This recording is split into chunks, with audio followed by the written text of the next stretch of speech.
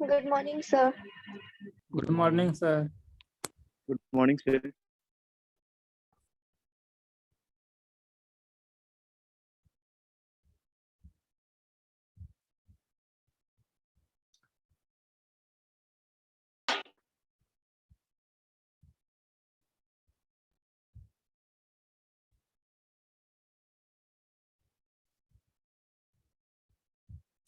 Good morning everybody. आवाज जा रही है? Yes, sir. Yes, sir. Today we will talk about simple linear regression. हालांकि हमने जो रिग्रेशन के बारे में थोड़ा बहुत बात किया है, ठीक है, और आज उसी को हम कंटिन्यू करेंगे। Today we will talk about simple linear regression. What is simple linear regression? It is a statistical method that allows us to summarize and study relationship between two continuous variable। दो जो continuous variable के बीच का जो relationship है उसको summarize और उसके बारे में जानना है, तो हम regression यूज करते हैं। इसमें से एक जो वेरिएबल है वो x होता है और दूसरा वेरिएबल y होता है। x को हम क्या बोलते हैं? इंडिपेंडेंट वेरिएबल भी बोलते हैं, एक्सप्लानेटरी वेरिएबल भी बोलते हैं, प्रिडिक्टर भी बोलते हैं, ठीक है।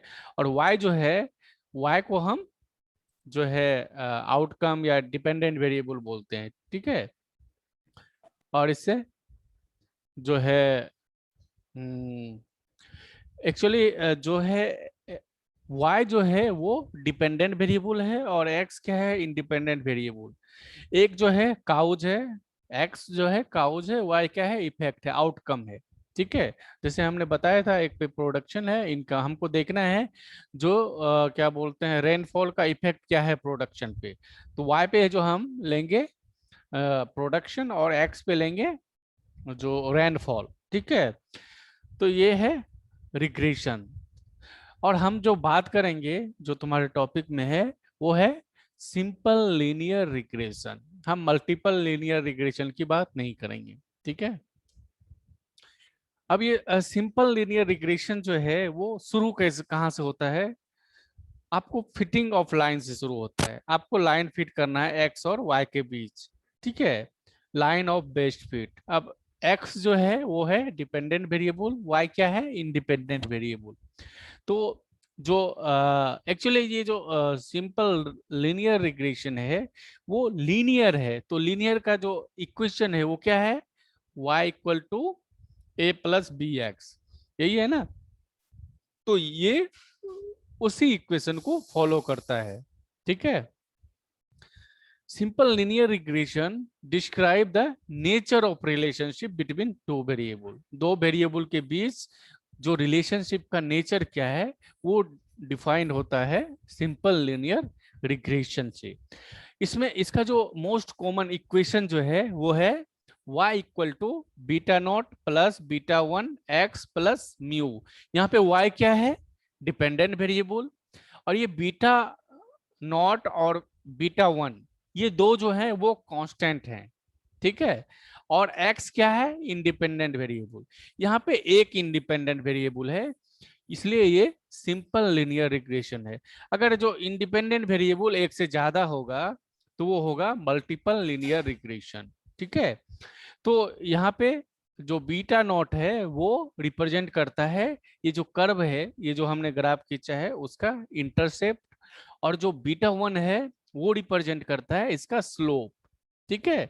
जो यहाँ पे देख लो, ये जो मैंने ग्राफ बनाया है इसमें बीटा वन जो है वो जो रिग्रेशन लाइन है उसका स्लोप डिफाइन होता है उससे, और बीटा नोट जो है उसका इंटरसेप्ट डिफाइन करता है। और ये है लाइन ऑफ बेस्ट फिट। हमने बताया था लाइन ऑफ बेस्ट फिट क्या है?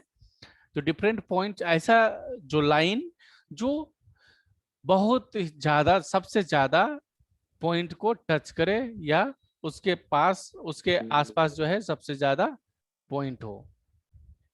आवाज जा रही है ना?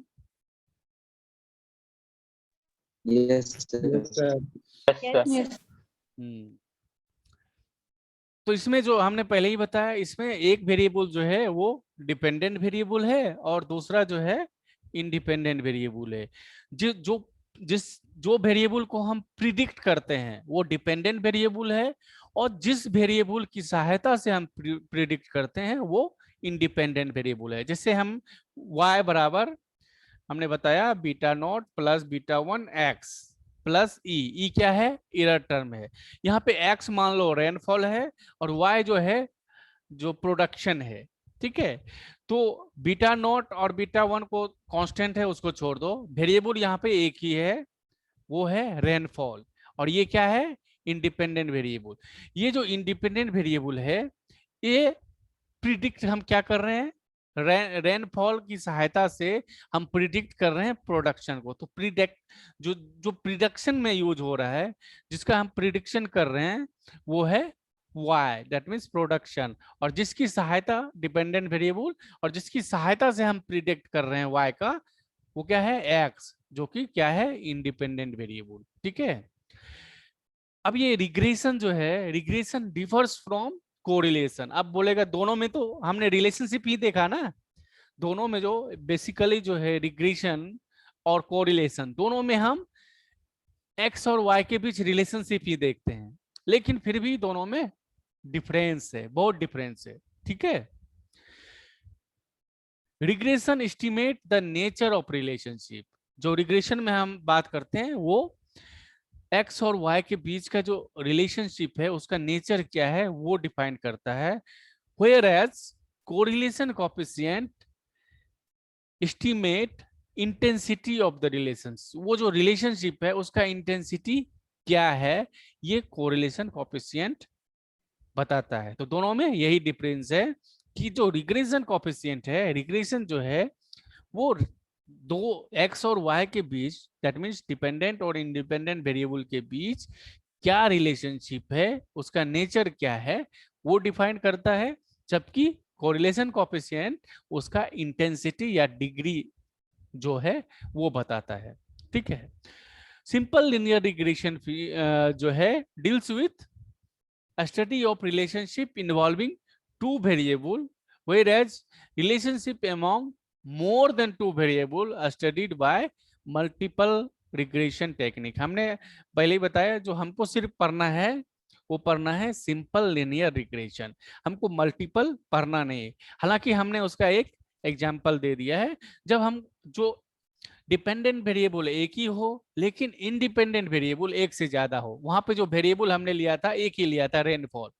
अगर जो इंडिपेंडेंट वेरिएबल एक से ज्यादा हो, जैसे एग्जांपल में मैंने देखा, नीचे देखो यहाँ पे y इक्वल टू है beta naught plus beta one, ये बीटा वन बीटा टू ये कांस्टेंट हैं, और इसमें वेरिएबल जो है इंडिपेंडेंट वेरिएबल x1 और x2 है। यहाँ पे दो इंडिपेंडेंट वेरिएबल है और एक डिपेंडेंट वेरिएबल है, तो ये क्या है, मल्टीपल लिनियर रिग्रेशन है। अगर यहाँ पे एक ही इंडिपेंडेंट वेरिएबल होता तो वो होता सिंपल लिनियर रिग्रेशन। हमको जो पढ़ना है सिलेबस में वो सिंपल लिनियर रिग्रेशन पढ़ना है, जिसमें एक ही डिपेंडेंट वेरिएबल होगा, एक ही इंडिपेंडेंट वेरिएबल होगा। ये जो है, ये जो इक्वेशन है, ये इक्वेशन तुम्हें याद रखना चाहिए। ये जो बेसिक इक्वेशन है रिग्रेशन का, ठीक है, ये जो है मल्टीपल रिग्रेशन का है, और इसके पहले जो हमने बताया y equal to beta naught plus beta one x1 plus e, ठीक है, ये जो है बेसिक इक्वेशन है रिग्रेशन का। अब है जो हम जब कोरिलेशन की बात करते हैं x और y के बीच हम सिर्फ रिलेशनशिप देखते हैं, पॉजिटिव है निगेटिव है। अब x जो है y से रिलेटेड है या y x से रिलेटेड है, x y से रिलेटेड है या y x से रिलेटेड है, दोनों का मीनिंग सेम ही है। जब हम कोरिलेशन की बात करते हैं तो एक वेरिएबल और दूसरे वेरिएबल को डायरेक्शन चेंज करने से उसमें कोई इफेक्ट नहीं पड़ता है। मतलब y जो है x के साथ निगेटिवली रिलेटेड है, या हम बोले x जो है y के साथ निगेटिवली रिलेटेड है, तो दोनों का मीनिंग जो है सेम ही है। जब हम कोरिलेशन की बात करते हैं तो दोनों का जो डायरेक्शन चेंज कर देंगे, हम बोलेंगे कि y जो है y is strongly related with x, या हम उसको डायरेक्शन चेंज कर बोले x is strongly related with y।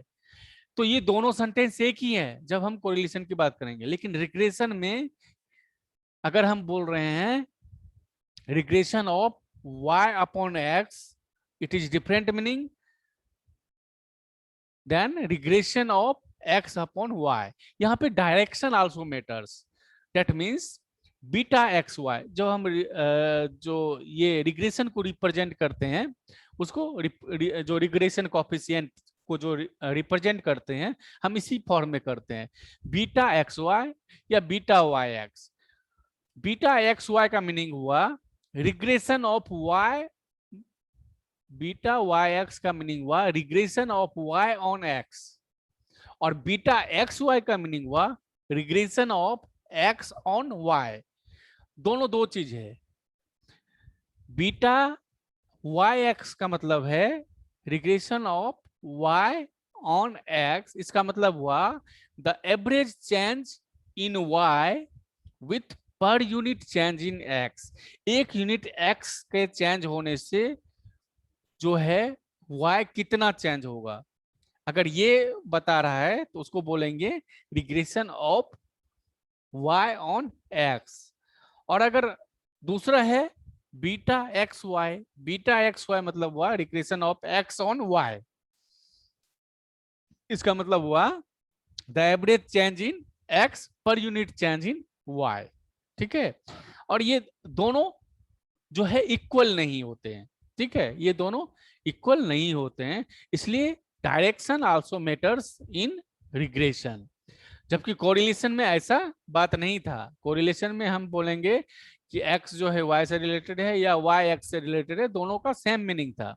लेकिन यहाँ पे जो हम रिग्रेशन की बात करेंगे यहाँ पे डायरेक्शन आल्सो मैटर्स. ठीक है, इसलिए हमने लिखा है beta X Y is not equal to beta Y X. जो शॉर्ट क्वेश्चंस हैं उसमें ये क्वेश्चन पूछता है. ठीक है, और ये बीटा एक्स वाई या बीटा एक्स वाई या बीटा वाई एक्स क्या रिप्रेजेंट करता है कि एक यूनिट अगर y में चेंज होगा तो x पे उसका क्या इफेक्ट होगा. ठीक है, उसी प्रकार बीटा एक्स रिप्रेजेंट करता है अगर एक यूनिट y में चेंज होगा तो x में क्या इफेक्ट होगा. बाकी नीतीश भी आते हैं. कौन बात कर रहा है? सबको अपना ये म्यूट करो.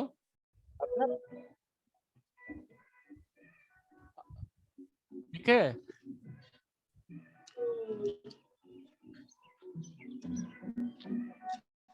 सारे लोग अपना जो है ये माइक्रोफोन म्यूट करो, डिस्टर्ब होता है ना. अब आगे है फिटिंग ऑफ रिग्रेशन इक्वेशन. हमने बताया तो रिग्रेशन इक्वेशन तो तुम लोग को पता ही है क्या है, y equal to beta naught plus beta one x one plus e. ठीक है, यहाँ पे जो बीटा नॉट और बीटा वन दो चीज अगर हम पता करें, दो चीज जो कांस्टेंट है उसका वैल्यू हम निकालने का प्रक्रिया है, उसी को हम फिटिंग ऑफ रिग्रेशन इक्वेशन कहते हैं. जो बीटा वन और बीटा नॉट का वैल्यू कैसे हम मालूम करें. अब देखो वो जो इक्वेशन है क्या है, y equal to beta naught plus beta one x plus e. अब इसमें अगर बीटा नॉट और बीटा वन का वैल्यू हमको पता चल जाएगा, इंडिपेंडेंट डिपेंडेंट वेरिएबल हम निकाल सकते हैं, इंडिपेंडेंट वेरिएबल का वैल्यू हमको पता है, तो पहले हमको बीटा वन और बीटा नॉट का वैल्यू निकालना पड़ेगा. तो उसको डिराइव कैसे करते हैं, उसी को हम बोलते हैं फिटिंग ऑफ रिग्रेशन इक्वेशन. सबसे पहले इसमें क्या करते हैं, सिंपल जो रिग्रेशन इक्वेशन क्या है, y equal to beta naught plus beta one x i. ये समीकरण वन हमने मान लिया.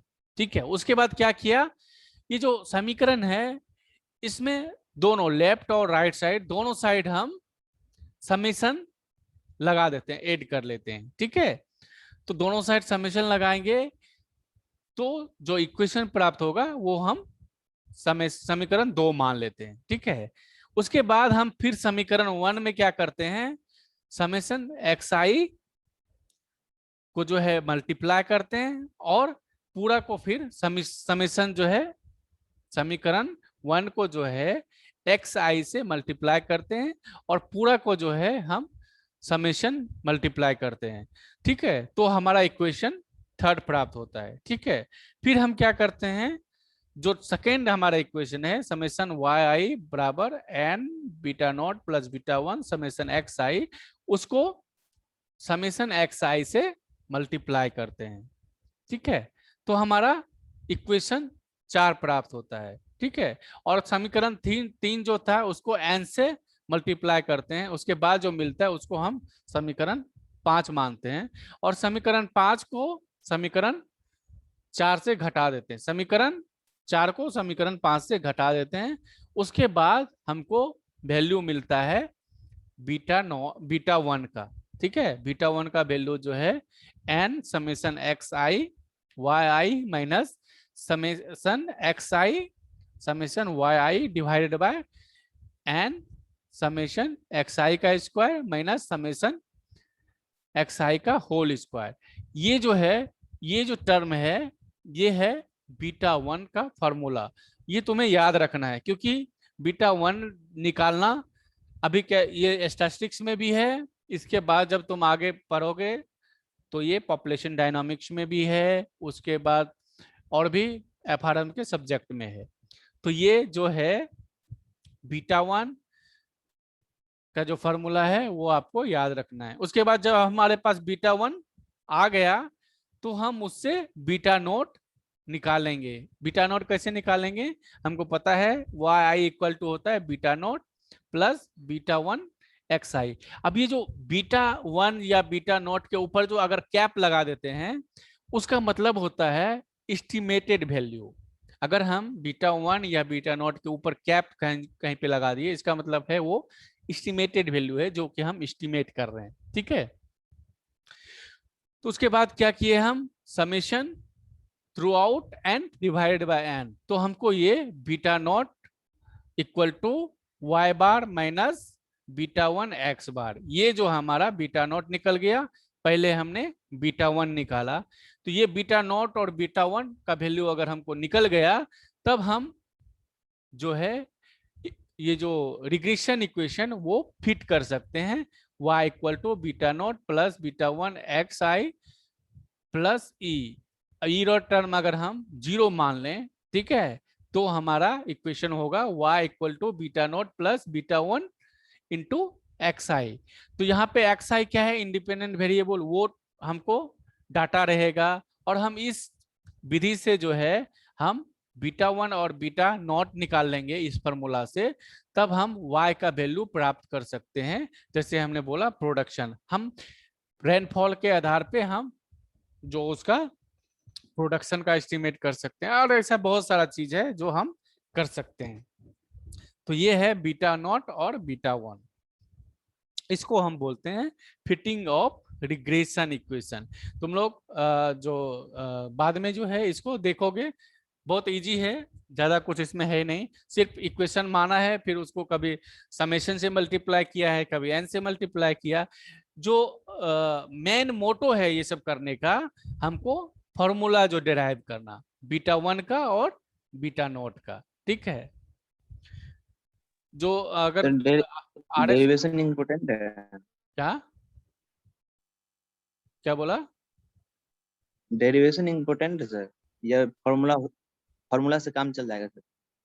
अब तुमको याद रख सकते हो तो Hello? रख सकते हो, कोई ठीक नहीं है, पूछ भी सकता है। ठीक है, फिटिंग ऑफ रिग्रेशन इक्वेशन पूछ भी सकता है, नहीं भी पूछ सकता है, लेकिन जनरली नहीं पूछता है, और कोई कोई एग्जामिनर पूछ सकता है। हालांकि ये सिलेबस में है तो उसका पूछने का अधिकार है। ठीक सर है, ये सिलेबस में है fitting of G regression equation, अलग से एक टॉपिक दिया हुआ है। तो फिटिंग ऑफ रिग्रेशन इक्वेशन मतलब ये डेरिवेशन ही है। ठीक है, अगर कोई पूछ सकता है तो तुम्हें तो लिखना पड़ेगा, और जी सर। जनरली नहीं पूछता है, अगर कोई पूछ दिया तो हम मना नहीं जी कर सर। सकते। ठीक है, तो वो देख लो, अगर तुमको याद रहता है तो याद रख लो, नहीं जी रहता है सर। तो फॉर्मूला तो याद रखना ही है। ठीक है, जी सर। जी अब सर। है आगे है जो है रिलेशनशिप बिटवीन कोरिलेशन कोएफिशिएंट और रिग्रेशन कोएफिशिएंट। हमने बताया दोनों जो है एक्स और वाई के बीच का रिलेशनशिप बताता है। अब जो है एक्स और वाई का मतलब ये जो रिग्रेशन कोएफिशिएंट है जिसको हम बी एक्स वाई या बी वाई एक्स से डिनोट करते हैं, और कोरिलेशन कोएफिशिएंट जो हमने बताया था आर से डिनोट करते हैं। अब ये दोनों के बीच भी क्या कोई रिलेशनशिप है? अगर है तो वो क्या है, उसको डिराइव करना है। तो हमको पता है, अभी हमने जो डिराइव किया, जो regression coefficient beta Y x equal to क्या हुआ, 1/n summation x i y i minus x bar y bar divide by 1/n summation x i का स्क्वायर माइनस एक्स बार का स्क्वायर। ये जो है बीटा वाई एक्स है, ठीक है। उसी प्रकार बीटा एक्स वाई क्या हो जाएगा, 1/n summation x i y i minus x bar y y divide by 1/n summation y i square minus x y bar का स्क्वायर, ठीक है। अब ये दोनों हो गया इक्वेशन। अब इसको दोनों को मल्टीप्लाई कर दो, beta Y X and beta X Y. दोनों क्या है, बीटा वाई एक्स जो है regression of Y on X, और बीटा एक्स वाई जो है वो क्या है, regression of X on Y. दोनों को मल्टीप्लाई करोगे तो हमारा जो इक्वेशन आएगा वो आएगा ये वाली, ठीक है। उसके बाद उसका अंडर रूट कर दो। अभी इसका जो है ये हम क्यों कर रहे हैं, क्योंकि हमको आर और beta X Y beta Y X के बीच रिलेशनशिप निकालना है। तो हमको इधर वाला जो है आर एच एस साइड में जो है राइट हैंड साइड में हमको आर का वैल्यू लाना है, इसलिए हम ये सब कर रहे हैं। पहले दोनों को मल्टीप्लाई किए, उसके बाद अंदर रूट लिए। अंदर रूट बीटा वाई एक्स जो है वो हमारा आया 1/n summation x i y i minus x bar y bar divide by under root 1/n summation x i का स्क्वायर माइनस एक्स बार का स्क्वायर 1/n समेशन वाई आई का स्क्वायर माइनस वाई बार का। अब ये जो इक्वेशन है ये देखो, ये आर का वैल्यू है। तो हमारा जो आर इक्वल टू आया वो आया beta Y X into beta X Y under root. यही रिलेशनशिप है कोरिलेशन कोएफिशिएंट और रिग्रेशन कोएफिशिएंट के बीच, ठीक है। तो R equal to under root beta Y X क्या है, regression of y on x into beta X Y, that means regression of x on y। दोनों का मीनिंग भी पता है। तो ये जो रिलेशनशिप है x और y के बीच, ये भी कभी कभी पूछ सकता है, what is relationship between correlation coefficient and regression coefficient, ठीक है। या ये भी पूछ सकता है, prove that R equal to under root beta X Y into beta Y X, ठीक है। ये भी पूछ सकता है। तो तुम्हें ये लिखना है, कुछ ज्यादा भारी नहीं है। अब है प्रॉपर्टीज ऑफ रिग्रेशन का जो है क्या क्या प्रॉपर्टीज है, ठीक है। प्रॉपर्टीज मतलब क्या होता है, गुण होता है। जो रिग्रेशन जो है वो उसका क्या क्या प्रॉपर्टीज है। पहला है द रिग्रेशन लाइन। हमने बताया था रिग्रेशन लाइन क्या है, जैसे बीटा एक्स वाई एक लाइन हुआ, बीटा वाई एक्स दूसरा लाइन है। अब ये जो एक लाइन है और दो लाइन, एक है बीटा एक्स वाई से जो डेराइव हुआ और एक है बीटा वाई एक्स। दोनों जो है कहाँ पे कटेगा, कौन सा पॉइंट, वो है दोनों का मीन। दोनों जो एक दूसरे को काटता है दोनों का मीन पे, दैट मीन्स एक्स बार और वाई बार पे। ये बहुत बार पूछा है ऑब्जेक्टिव में कि two regression line intersect at a point x bar and y bar. X bar क्या है, रिग्रेशन जो हमने बताया, एक्स बार क्या है, वो है एक रिग्रेशन लाइन का मीन है, और वाई बार क्या है, दूसरे रिग्रेशन लाइन का मीन है। तो दोनों मीन पे जो है इंटरसेक्ट करता है। ये पहला प्रॉपर्टीज है, और ये प्रॉपर्टीज बहुत इंपॉर्टेंट है, बहुत बार एग्जाम में पूछता है ऑब्जेक्टिव में। दूसरा है if the variable are perfectly correlated the regression line are coincide. मतलब अगर दोनों के बीच जो है रिलेशनशिप परफेक्ट कोरिलेशन है, एक्स जो बीटा वाई एक्स और बीटा एक्स वाई दोनों के बीच परफेक्ट कोरिलेशन है, तो ये जो दो लाइन अलग अलग दिख रहा है वो दोनों कोइंसाइड होगा, एक ही ओवरलैप करेगा दोनों, ठीक है, अगर दोनों परफेक्टली कोरिलेटेड है। तीसरा है if the variable are not correlated the regression line x on y and y on x are perpendicular to each other। अगर दोनों के बीच कोई रिलेशन नहीं होगा, ये दोनों आपस में रिलेटेड नहीं होंगे, कोरिलेटेड नहीं होंगे, तो दोनों जो रिग्रेशन लाइन है वो एक दूसरे के परपेंडिकुलर होगा, ठीक है। ये है प्रॉपर्टीज है रिग्रेशन लाइन का, ठीक है। अब आगे है application of regression in fisheries. अब जो हमने रिग्रेशन पढ़ा, अब ये तो क्वेश्चन होगा ना कि इसका एप्लीकेशन क्या है, हमने क्यों पढ़ा है। इसका बहुत सारा एप्लीकेशन है। स्टैटिस्टिक्स में जितने चीज तुमने पढ़े हो उसमें सबसे ज्यादा अगर इस्तेमाल है वो रिग्रेशन का ही है, ठीक है। अब ये रिग्रेशन का कहाँ कहाँ इस्तेमाल है, हमने कुछ ही यहाँ पे लिस्ट किया है, हालांकि रिग्रेशन का इस्तेमाल और भी ज्यादा है, ठीक है। पहला है conversion between different length measurement. Example जैसे टोटल लेंथ को हमको स्टैंडर्ड लेंथ में बदलना होगा। टोटल लेंथ और स्टैंडर्ड लेंथ पढ़ाया होगा टेक्सोनॉमी में, कोई बता सकते हो? Yes sir. बताओ सर टोटल लेंथ हो गया जो टिप ऑफ द माउथ से टेल तक हो गया, और स्टैंडर्ड लेंथ हो गया जो वो कॉर्डल फिन से स्टार्ट होता है पॉइंट में और इससे माउथ। जो हम जब हमको जो है स्टैंडर्ड लेंथ का डाटा नहीं दिया हुआ है और हमको टोटल लेंथ का पता है सारे फिश का, ठीक है, तो अगर हम उसको कन्वर्सन करना है टोटल लेंथ को स्टैंडर्ड लेंथ में, तब हम रिग्रेशन करते हैं। टोटल लेंथ को ले लेते हैं, स्टैंडर्ड लेंथ को y पर लेते हैं और टोटल लेंथ को x पर लेते हैं, और हम regression of y on x करते हैं, ठीक है, तो हम जो है स्टैंडर्ड लेंथ प्राप्त करते हैं, ठीक है। ये है पहला एप्लीकेशन। दूसरा है calculation of fish length from scale measurement. Scale measurement से हम फिश का लेंथ अगर निकालना है, हमको स्केल का मेजरमेंट पता है और हमको फिश का लेंथ पता करना है, तो हम वही करते हैं, एक x पर लेते हैं और एक y पर लेते हैं, y को रिग्रेस करते हैं x के तुलना में, तो हमको जो है फिश का लेंथ मिल जाता है स्केल मेजरमेंट से। ये दूसरा एप्लीकेशन हमने बताया। तीसरा है fitting the length wait relationship. Length wait relationship जो कि हम पढ़ाएंगे नेक्स्ट क्लास में।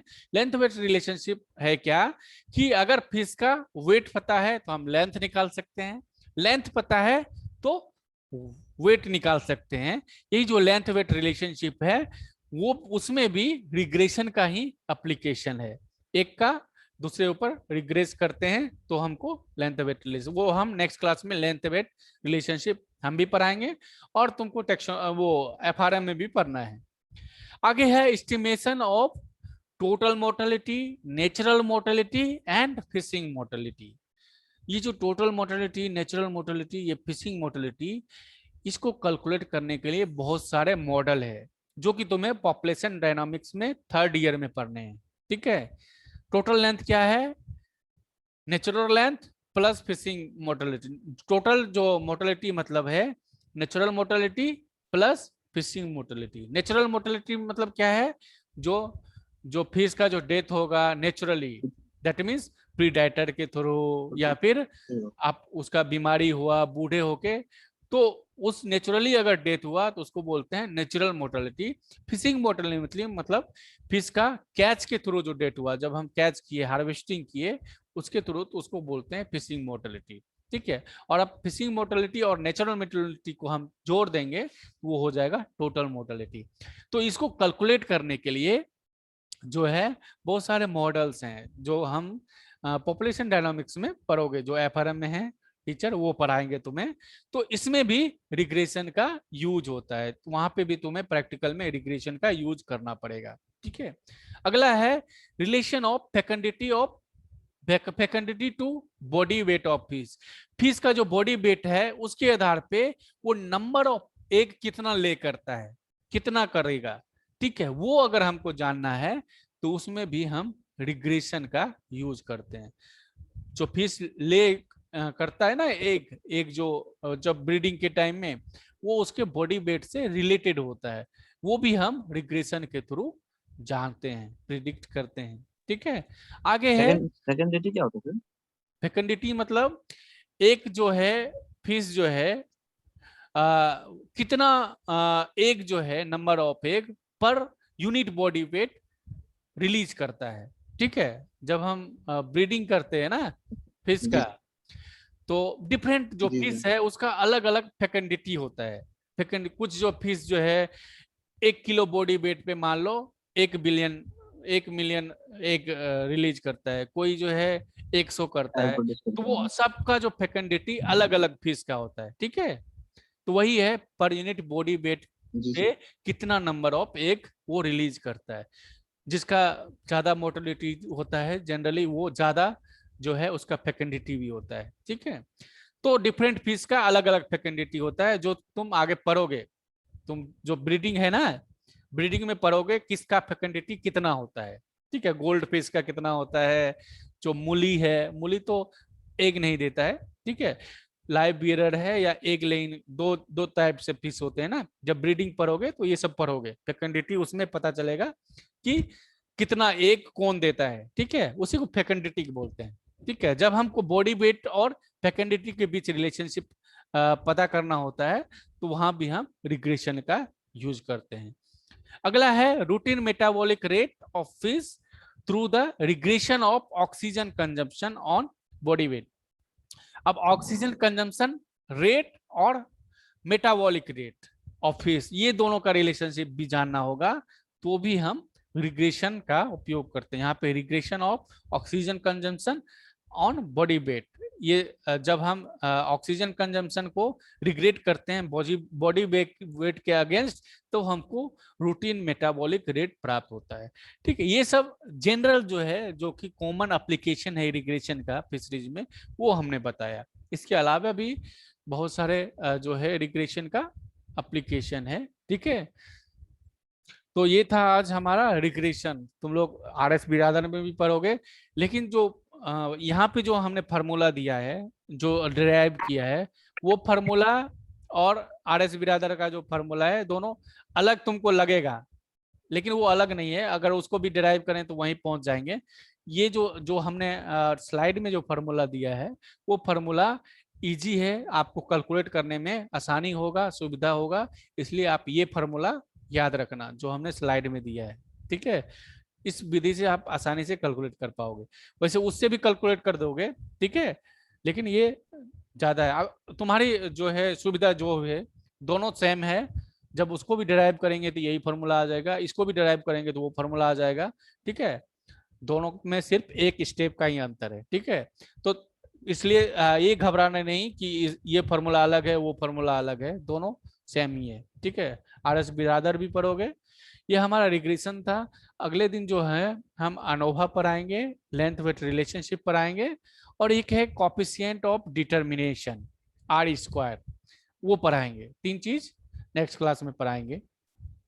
इसमें किसी को कोई क्वेश्चन है तो पूछो।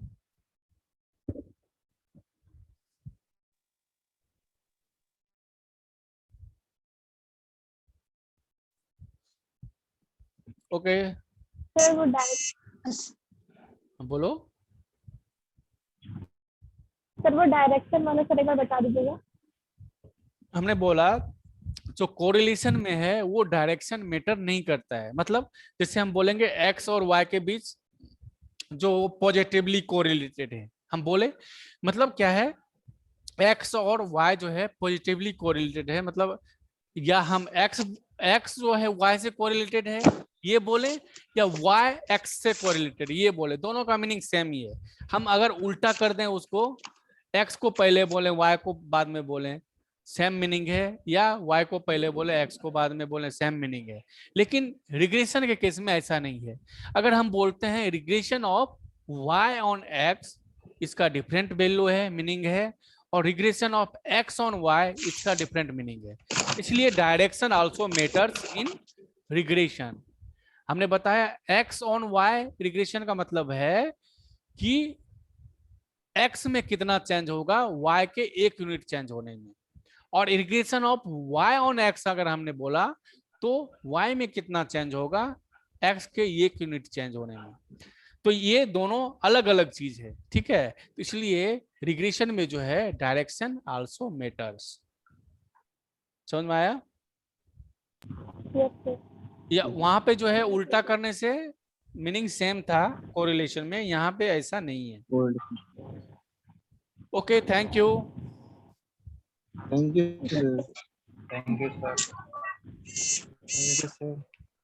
Thank you sir.